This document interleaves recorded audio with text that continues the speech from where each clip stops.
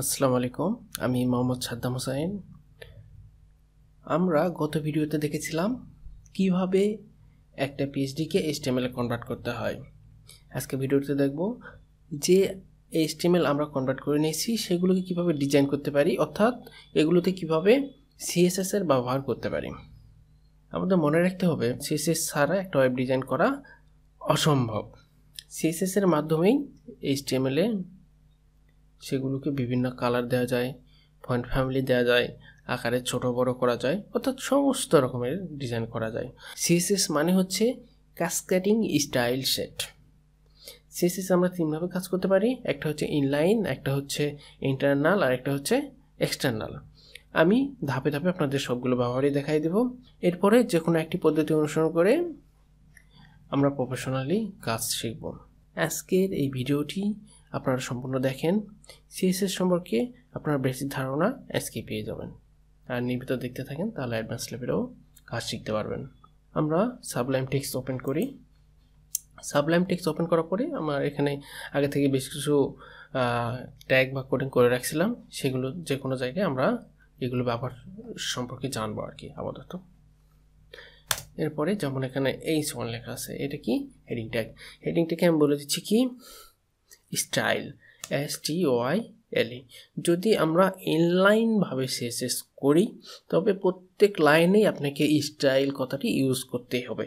যদি স্টাইল কথা ইউজ না করেন তাহলে সে বুঝবে না যে আপনি এটা স্টাইল করতেছেন, অর্থাৎ সিএসএস করতেছেন। স্টাইল নেওয়ার পরে আপনি এখানে বিভিন্ন ধরনের কাস্টমাইজ করতে পারেন। যেমন আমি লেখাটাকে একটা কালার দিচ্ছি, লেখার ব্যাকগ্রাউন্ডটাকে একটা কালার দিচ্ছি, লেখার একটা কালার দিচ্ছি COLO আর কালারে বলে দিলাম কি আমরা green, GREEN, green. Control S। আমরা পেজটাকে ওপেন করি, ওপেন ইন ব্রাউজার। এই যে দেখেন আমরা যে H1 ট্যাগটাতে সিএসএস করলাম সে লেখাটা আমাদের ঠিক এখানে গ্রিন হয়ে গেছে। এরপরে চলেন এই যে এখানে প্রত্যেকটি লাইনে যখন আমরা সিএসএস করব সেই লাইনে যে সিএসএস করা পদ্ধতি এটা হচ্ছে এই লাইন সিএসএস। এরপরে হচ্ছে H2তে আমি বলে দিচ্ছি স্টাইল, STYLE, স্টাইল দিয়ে বলে দিলাম background colour BACK, background red, RED, red. Control S। এটাকে আমরা ওপেন করি, open in browser.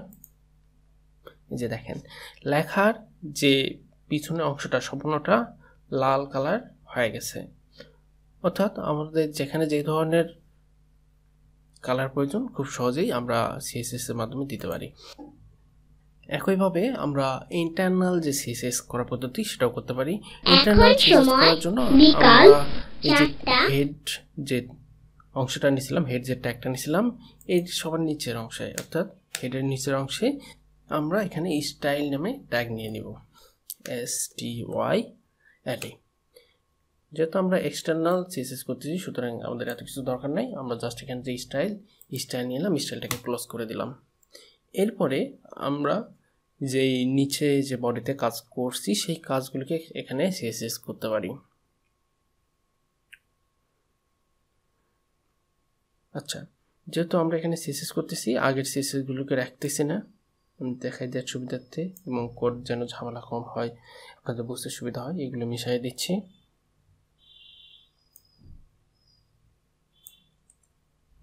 Control S। এখান থেকে আমরা H1টাকে কল করব। এখানে H1 যে ট্যাগ আছে সে ট্যাগটাকে এখানে কল করে নিচ্ছি। তো কল করার সহজ বুদ্ধি কি, তেমন কিছুই না, জাস্ট আমরা এখানে H1 যেটা সেটাকে আমরা লিখে দেব। তো চলেন শুরু করি। H1 তারপরে একটা স্পেস ইউজ করব, এরপরে আমরা সেকেন্ড ব্র্যাকেট দেব। এর মধ্যে আমরা যতগুলো সিএসএস এর ডিজাইনমূলক কাজ করব সবগুলো সেই H1 এর উপরেই, অর্থাৎ এই যে H1 এখানে সেটা শো করবে। এখানে আমি ব্যাকগ্রাউন্ড কালার বলে দিচ্ছি ব্যাকগ্রাউন্ড ব্লু, BLU, ব্লু। এরপরে প্রত্যেকটা লাইন ক্লোজিং এর জন্য আমাদের এখানে একটা করে সেমিকোলন ট্যাগ ইউজ করতে হয়, সেটা আপনারাও করে নেবেন। Control S।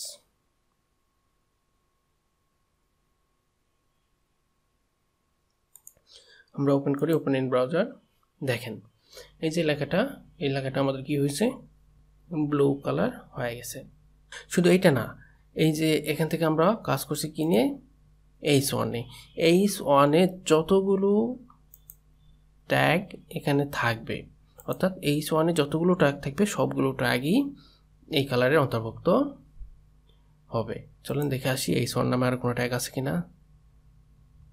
সরি, আর নাই সম্ভবত, যার কারণে আর আসে নাই।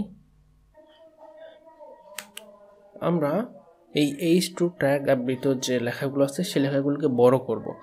সেই জন্য আমরা কি করব, এই যে ফন্ট সাইজ, এই সাইজটাকে আমরা বড় করে দিব। Font size FO anti font size আমরা বলে দিচ্ছি 100 পিক্সেল, 200 পিক্সেল বা 300 পিক্সেল, আপনার চাহিদা মতো পিক্সেল। অবশ্যই এখানে সাইজটা পিক্সেল অনুপাতেই দিবেন, কারণ ওয়েব ডিজাইনে সবসময় পিক্সেলকে অনুপাত মানে পিক্সেলকে অনুসরণ করে কাজ করা হয়। কন্ট্রোল S সেমিকোলন দ্বারা ক্লোজ করে দিই, কন্ট্রোল S, এটিকে আমরা ওপেন করি, ওপেনের ব্রাউজার। এই যে লেখাটা দেখেন, লেখাটা অনেক বড় হয়ে গেছে না? হ্যাঁ, আমরা 300 পিক্সেল দিয়েছিলাম।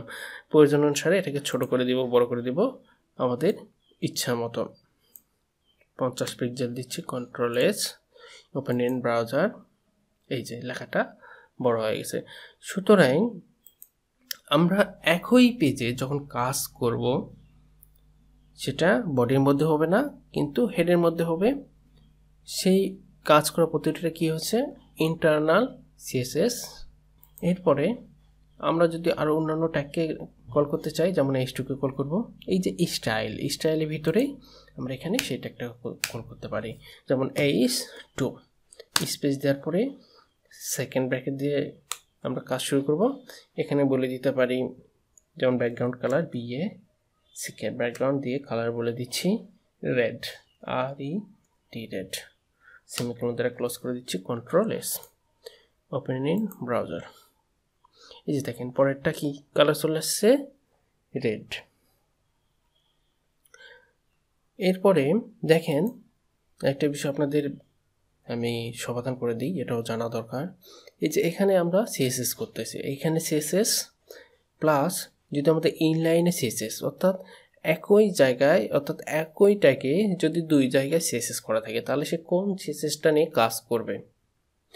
যেমন H1-এ ব্যাকগ্রাউন্ড কালার দিয়ে আছে ব্লু, ফন্ট সাইজ দিয়ে আছে 50। আবার এখানে H1টা কোথায় গেল, H1-এ আমি ইনলাইন CSS করে দিচ্ছি, স্টাইল STYLE।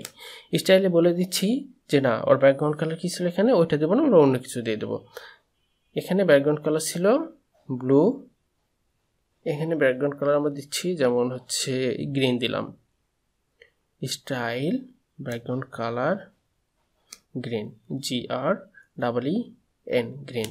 তাহলে সে কোনটাকে শো করবে, চলেন দেখি। এখানে সবসময় যে প্রাধান্য পায় সেটা হচ্ছে ইনলাইন, অর্থাৎ ইনলাইন হচ্ছে সবচেয়ে কাছে। আপনি ইনলাইন এবং ইন্টারনাল বা এক্সটার্নাল যে CSS করেন না কেন, সবসময় ইনলাইনকে সে প্রাধান্য দেবে। আপনি একই কালার একই কোড দুই জায়গায় করছেন, তারপরেও সে ইনলাইনে যেটা পাবে সেটাকে সবসময় প্রাধান্য দেবে, এটা আপনাদের মনে রাখতে হবে। একইভাবে যদি এখানে ইনলাইন, ইন্টারনাল এবং এক্সটার্নাল করা থাকে, সেক্ষেত্রেও সে ইনলাইনকেই প্রাধান্য দেবে। যদি ইনলাইন না থাকে, ইন্টারনাল এবং এক্সটার্নাল থাকে, সেক্ষেত্রে সে ইন্টারনালকে প্রাধান্য দেবে। তার কারণ হচ্ছে সে একই পেজে যখন কাজ করবে, সে কোডটাকে সে বেশি গুরুত্ব দেবে।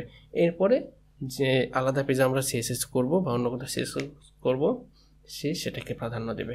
চলেন আমরা এক্সটার্নাল CSSটা কীভাবে করতে হয় সেটা সম্পর্কে একটু ধারণা নেই। CSS যে ফোল্ডার আছে, ফোল্ডারের মধ্যে আমাদের আর অন্যান্য CSSগুলো না আছে, আমরা সেখানেই আরেকটি CSS নতুন ফাইল নিয়ে নেব। নিউ ফাইল, ফাইলের নাম আপনি CSS যেহেতু যে কোনো নাম দিতে পারেন, বিশেষ করে সবাই স্টাইল নামটাই দিয়ে থাকে, অর্থাৎ যে নামটাই দিবেন সেই নামটা যেন আপনার পেজের সাথে ঠিকভাবে সম্পৃক্ত করা থাকে। আমি style.css দিয়ে সেভ করতেছি, সরি এখানে না, যেহেতু সেভ করব আমরা ফাইলকে সেভ অ্যাজ করব, ফাইল সেভ অ্যাজ, এখানে নাম দিব স্টাইল STYLE। আপনারা ইচ্ছা মতো যখন একটা নাম দিতে পারেন। এরপরে যে এক্সটেনশন দিবেন সেটা হচ্ছে মেইন এক্সটেনশন যেন ঠিক থাকে, CSS। ফাইলকে আমরা সেভ করে দিচ্ছি, ফাইলটা আমাদের সেভ হয়ে গেছে, এখানে চলে আসছে। দেখেন আপনি মানে যদি আপনি কনফিডেন্স কম থাকে সেক্ষেত্রে আপনি ফোল্ডারের মধ্যে গিয়েও এই ফাইলটাকে চেক করে নিতে পারেন। এই যে সিএসএস নামে ফোল্ডারের মধ্যে আমরা ফাইলটা তৈরি করছিলাম, এই যে style.css। বর্তমানে কাজ হচ্ছে এই যে style.css আর এখানে যে ইন্ডেক্স আমরা কোড করতেছি, এই দুটার মধ্যে একটা সম্পর্ক স্থাপন করা, অর্থাৎ লিঙ্ক তৈরি করে দেওয়া। তো চলেন আমরা লিঙ্ক তৈরি করে দেই। আমরা HTML পেজে গেলাম, এরপরে এই যে হেড আছে, আমরা হেডের এখানে সেই লিঙ্কটা করে দেব, অর্থাৎ সবার নিচে স্টাইলের নিচে আমরা লিঙ্কটা করে দিচ্ছি, LINK link. Link relation type এর এখানে অটোমেটিক লিঙ্কের যে ফর্মালিটি সেটা চলে আসছে। রিলেশন টাইপ স্টাইল শিট, অর্থাৎ এখানে যে স্টাইল শিট সেটাকেই বিশেষ করে লিঙ্ক আপ করা হয়, সেটা মানে এই যে এডিটর সেও খুব ভালো করেই বোঝে, যার কারণে আমাদের হেল্প করছে অনেক। এরপর হচ্ছে টাইপ, টেক্সট এবং CSS। জাস্ট এখানে আমরা আমাদের সেই পেজের লিঙ্কটা দিয়ে দেবো। কোন ফোল্ডারের মধ্যে ছিল? CSS স্ল্যাশ দিলাম, অর্থাৎ ফোল্ডার পাথকে মানে ডিফাইন করে দিলাম। এরপরে আমরা সে ফাইলের নামটা দিয়ে দেবো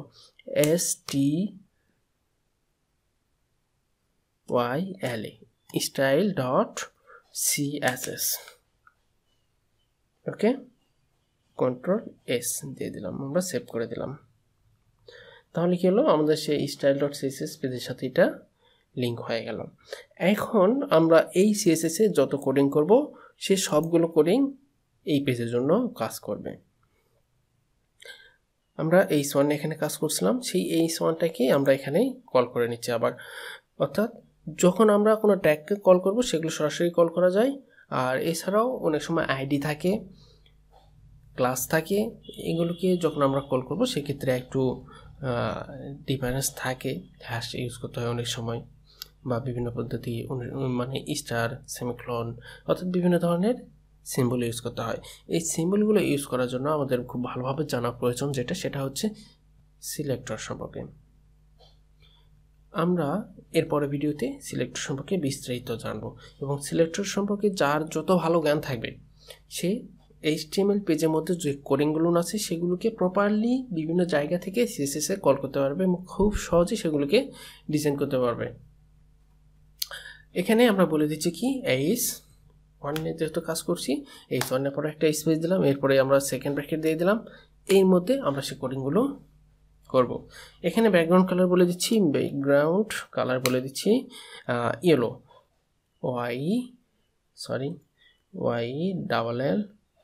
YLLOW, ইয়েলো। এরপরে আমরা সেমিকোলন দ্বারা এটাকে ক্লোজ করে দিচ্ছি। h1কে আমরা এডিট করতেছি, সেটা আমাদের মনে রাখতে হবে, অর্থাৎ h1কে স্টাইল করতেছি। এটাকে সেভ করে দিই। এরপরে এইখানে আমরা ওপেন ইন ব্রাউজারে দেখেন ইয়েলো দিছিলাম, ইয়েলো কি আসছিল?